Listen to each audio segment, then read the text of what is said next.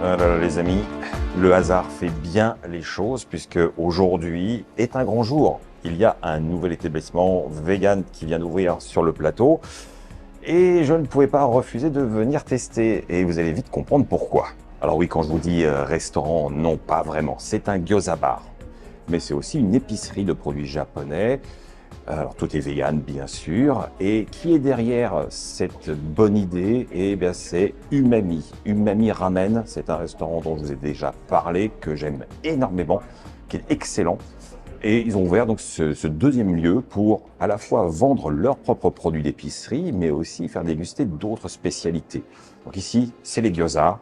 Moi j'adore ça. Quand c'est bien fait, c'est quand même absolument divin. Et je suis en confiance parce que je me souviens encore des gyozas servis dans le menu chez Umami Ramen. Alors comme vous pouvez le voir, la carte est succincte, mais ne vous fiez pas à ça. Il faut savoir que, oui, il y a 10 pièces de gyoza par sélection. Donc voilà, hein, faites un choix, faites-le bien, mais ne vous dites pas « ouais, je prends tout ». Non, ça va pas être possible. Allez, on entame les hostilités en s'hydratant avec du kombucha qui est servi à la pompe. Quand même, c'est bien. Moi, j'ai choisi le kombucha au gingembre qui, paraît-il, est très peu sucré. Et Laura, elle a pris une autre version qui est gingembre framboisie. Moi, je suis brut.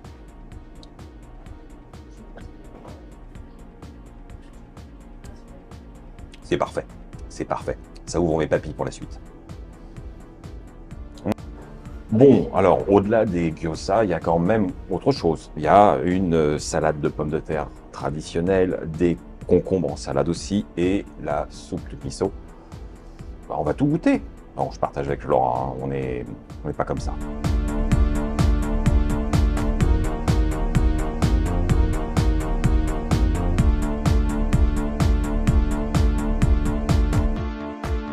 Alors, je vais commencer par la salade de concombre.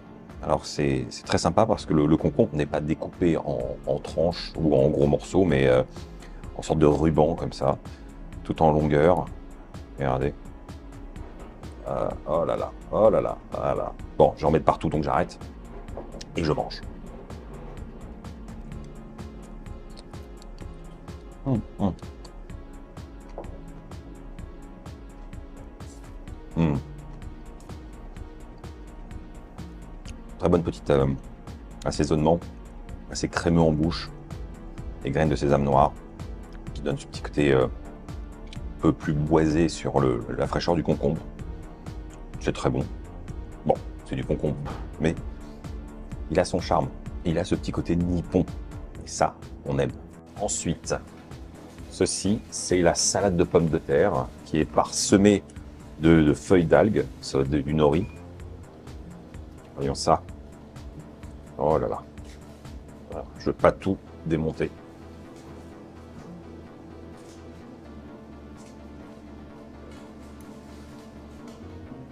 Hum.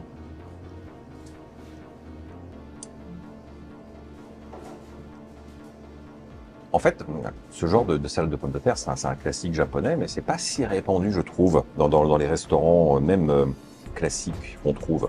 Bon, il faut dire que la majorité des restaurants japonais ne sont pas tenus par des japonais, ils n'ont pas forcément la culture. Je le dis ici non plus, c'est pas des japonais, mais le chef a la culture. Donc, ça change tout. Moment délicieux. En fait, la pomme de terre est relativement ferme au niveau de la mâche. Elle est parfaitement cuite, hein. Mais vous attendez pas à une pomme de terre très fondante. Elle demande une certaine mastication. Et c'est ça que j'aime bien. C'est un jeu de texture avec l'algue qui est plus sèche, mais qui apporte ce petit côté iodé. Et la sauce qui est très crémeuse, une fois en plus, qui donne de la gourmandise. C'est pas ultra salé, c'est juste assaisonné à l'équilibre. Comme quoi, une simple salade de pommes de terre devient quelque chose de très très plaisant et délicat. Là, on est sur de la délicatesse. Passons ensuite à la soupe miso, grand classique parmi les classiques. Et ça, vous le savez, hein, quand c'est bien fait, moi je suis fan. Il y a des bons morceaux d'algues, hein. Ah oui, On est sur un miso qui a un goût très ambré, très profond, avec un umami très présent. Une légère, très légère amertume finale, assez élégante. C'est parfaitement dosé. C'est une soupe miso qui a son caractère. Elle est vraiment pas commune, mais elle respecte les codes. Et moi, ce que j'en remarque, c'est la profondeur du goût et ce volume sur le palais qui perdure. C'est délicieux.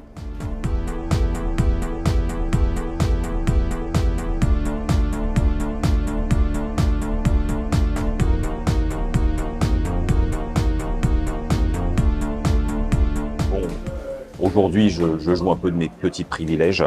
C'est qu'on n'a pas pris avec Laura deux versions de gyoza différentes, c'est qu'on goûte toute la carte, mais divisée par deux. Bon, bref, on va goûter donc les 4 variétés de gyoza qui sont proposées fois 5. Donc 10 gyoza chacun, mais on va mixer, quoi. Voilà. Donc j'ai hâte parce que le premier, c'est un gyoza au Omniport. Et le Omniport, c'est une marque de simili carne qui essaye d'imiter le porc. Et il paraît que c'est très bien réussi. Donc nous allons le savoir tout de suite. C'est parti. Alors déjà, ils ont une taille parfaite. Ils sont juste moelleux à l'extérieur, croustillants sur l'autre face. Ah, on voit bien. Magnifique.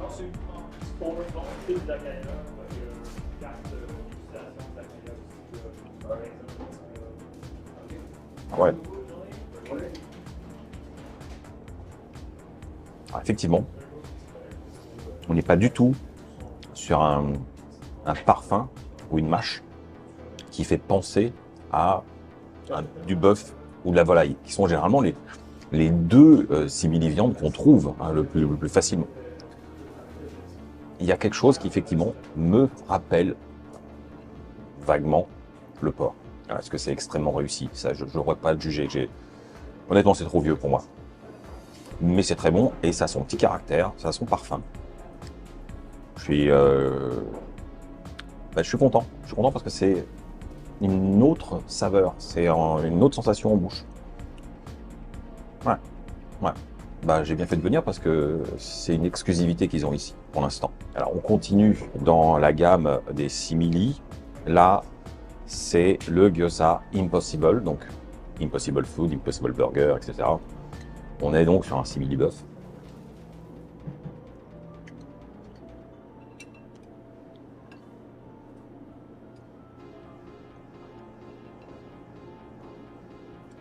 Très bon, la mâche est belle, il y a une saveur délicate.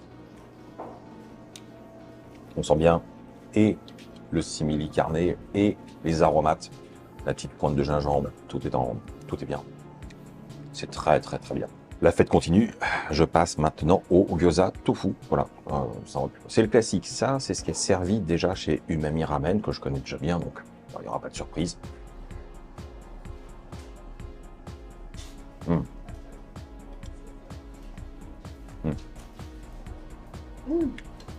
C'est un gyoza qui est très verdoyant. On sent vraiment le goût des aromates.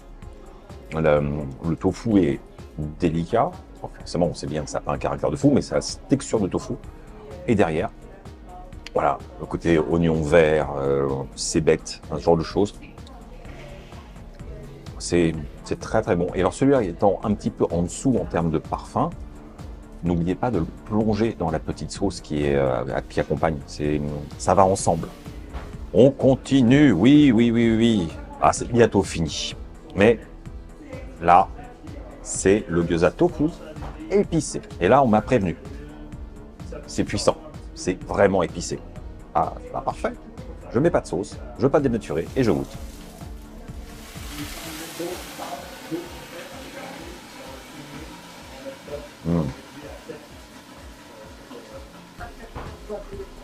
C'est bon, hein. Et oui, c'est spicy. Ça fait plaisir. Oh oui. Oh. C'est exactement la même texture que le gyoza tofu, mais avec cette belle chauffe. Le côté piment est assumé. c'est pas pour autant un arrache-gueule, hein, c'est pas un piment un peu vulgaire qui vous tue les papilles. Il a du goût et c'est vraiment très réussi. Et surtout, ça fait chaud au cœur, c'est qu'à le dire, d'avoir quelque chose qui est assumé, hein, pas ouais un peu de piment et puis bon voilà, enfin, vous me connaissez. Là, moi je trouve que c'est costaud. Donc par contre, avertissement, si vous êtes sensible, ne prenez pas celui-ci parce que vous n'allez pas apprécier la plaisanterie.